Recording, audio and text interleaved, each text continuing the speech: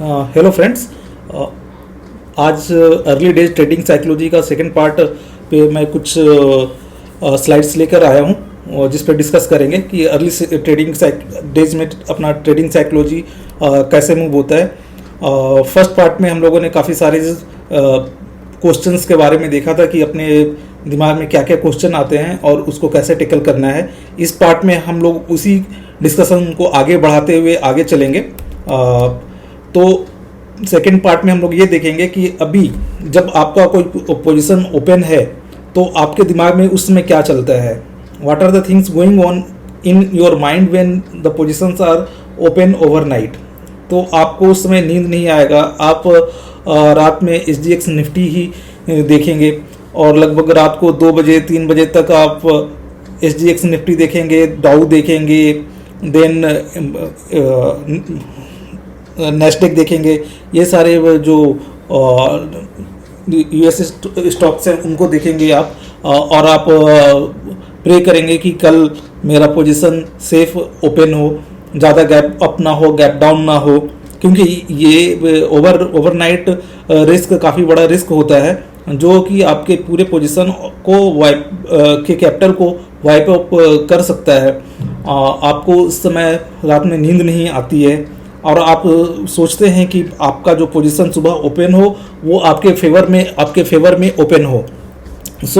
और आप ये भी सोचते हैं कि काश मैं आज हेज करके गया होता तो मुझे ये टाइम देखना ना पड़ता, और आप वो प्रे करते हैं कि आज का भगवान आज का पोजीशन बचा लो, कल से मैं फिर से जब भी ट्रेड करूँगा हेज लेके ही करूँगा और फिर ऐसा गलती नहीं करूँगा। और आप ये भी प्रे करते हैं कि आपका या तो पोजीशन जो है जीरो लॉस में छूटे या फिर मिनिमम लॉस हो, ज़्यादा बड़ा लॉस ना हो। और आप फर्दर ये भी सोचते हैं कि अब जब भी मैं ट्रेड करूँगा अब अच्छी तरीके से लर्निंग करके करूँगा, पोजीशन में स्टॉप लॉस लगा कर करूँगा और फिर हेज लेके ही ओवरनाइट जाऊँगा। बट ऐसा आप कर नहीं पाते हैं, बार बार एक ही गलती को दोहराते रहते हैं। ऐसा इसलिए होता है क्योंकि आप ग्रीडी होते हैं, और जब आप ग्रीडी होते हैं उस समय आपको फियर का अनुभव नहीं होता है। लेकिन जब आप अपना ग्रीडीनेस को छोड़ देते हैं और जब आप पोजीशन आपका ओपन छूट जाता है तब उस समय आपको फियर होता है, क्योंकि उस समय आपका ग्रीडीनेस जो है वो कम हो जाता है और फियर आपके ऊपर हावी हो जाता है। क्यों हावी हो जाता है? क्योंकि आप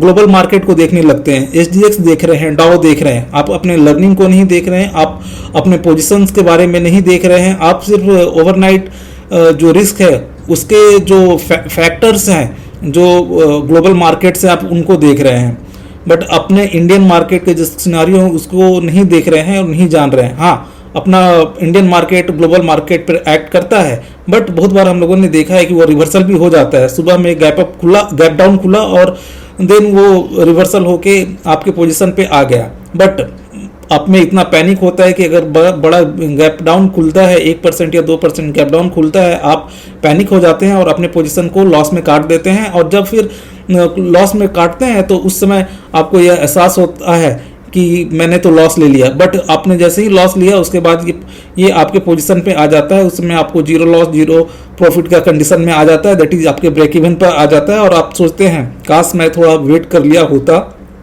तो मुझे इतना बड़ा लॉस नहीं होता। ठीक है, देन अपना दूसरा साइकोलॉजिकल इशू ये होता है कि हम लोग सोचते हैं कि काश हमारे पास कोई होली ग्रेल होता जिसमें अपने को सिर्फ प्रॉफिट ही होता और लॉस ना के बराबर होता। तो उस कंडीशन में आप क्या करते हैं, आप काफ़ी सारे यूट्यूब वीडियो देखते हैं, काफ़ी सारे लोगों के XYZ काफ़ी बड़े बड़े महारथियों के वीडियो देखते हैं, छोटे लोगों के वीडियो देखते हैं और आप एंडलेस अपना टाइम बर्बाद करते हैं। आप अपनी लर्निंग को छोड़ के, अपने बेसिक्स को छोड़ के आप दूसरे को वीडियो को देखते हैं ताकि आपको कुछ वैसा स्ट्रेटजी मिल जाए जिससे आपको सिर्फ प्रॉफिट हो, लॉस ना हो। बट फ्रेंड्स, मैं ये बता देना चाहता हूँ इस मार्केट में लॉस लेना भी बहुत बड़ा एक काम है। अगर आप लॉस नहीं ले सकते हैं तो आपको ट्रेडिंग करने का कोई मतलब ही नहीं है, आप ट्रेडिंग छोड़ दो।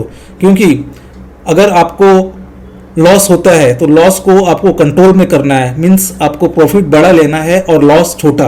आप जितना लॉस छोटा छोटा लेंगे और प्रॉफिट बड़ा लेंगे तो आपको लॉस का एहसास नहीं होगा और वो एक कंपाउंडिंग की तरह काम करेगा और आपका जो प्रॉफिट, बड़ा प्रॉफिट जो है वो छोटे लॉस को हाइड कर देगा। जैसे कि आप इनगल्फिंग कैंडल देखते हैं, big red engulfing big green engulfing candle, और उसके बाद एक छोटा सा इनसाइड रेड कैंडल बनता है, तो वो इनगल्फिंग ग्रीन कैंडल अपने आप में उस रेड कैंडल को संभाल लेता है। उसी तरह से प्रॉफिट और लॉस भी साथ साथ चलते हैं।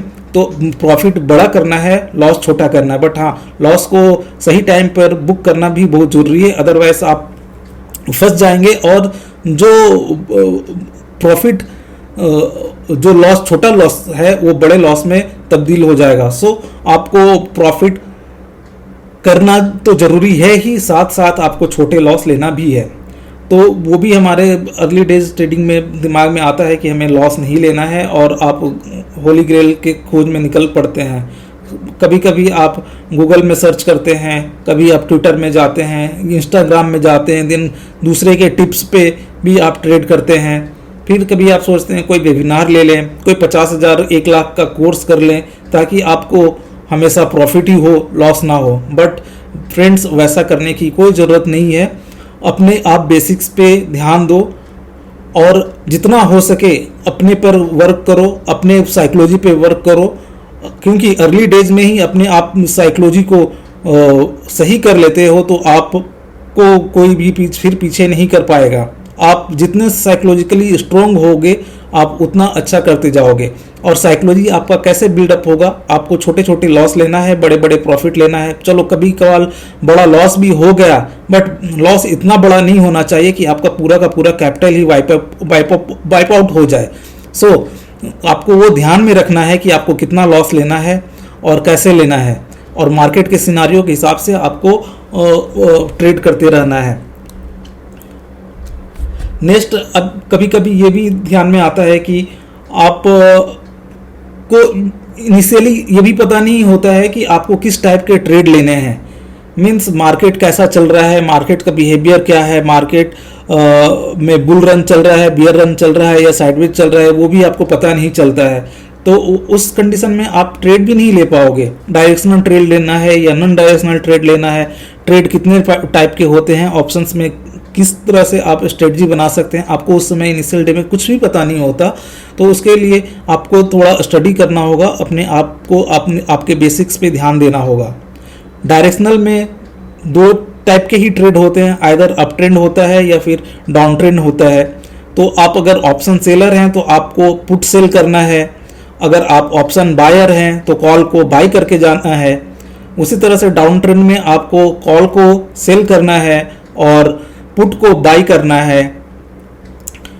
तो ये डायरेक्शनल ट्रेंड हो गए। बट हाँ, आपको उसमें हेज करके जाना है, और वो हेज में भी आपको काफ़ी तरह के मिलते हैं, स्प्रेड होता है, रेशियो होता है, वो भी आपको धीरे धीरे जब आप डायरेक्शनल प्ले करने लगते हैं तो आप सीख जाते हैं। तो आपका एक व्यू होना बहुत ही ज़रूरी है कि अप ट्रेंड है मार्केट या डाउन ट्रेंड है, मार्केट कुछ भी चले, बट आपका एक व्यू होना बहुत ही ज़रूरी है। दूसरा जो होता है, जो नॉन डायरेक्शनल होता है, बहुत सारे लोग ऐसे भी होते हैं जो डायरेक्शन में भी नॉन डायरेक्शनल ट्रेड को प्लान करते हैं, जैसे स्ट्रेंगल, वो भी कर सकते हैं। स्ट्रेंगल, बुलिश स्ट्रेंगल भी बनाते हैं लोग, जब डाउन ट्रेंड होता है तो बेरिश स्ट्रेंगल भी बनाते हैं और अच्छा प्रॉफिट भी करते हैं एडजस्टमेंट करते हुए। नॉन डायरेक्शनल में काफ़ी फेमस है आयरन कॉन्डोर, आयरन फ्लाई।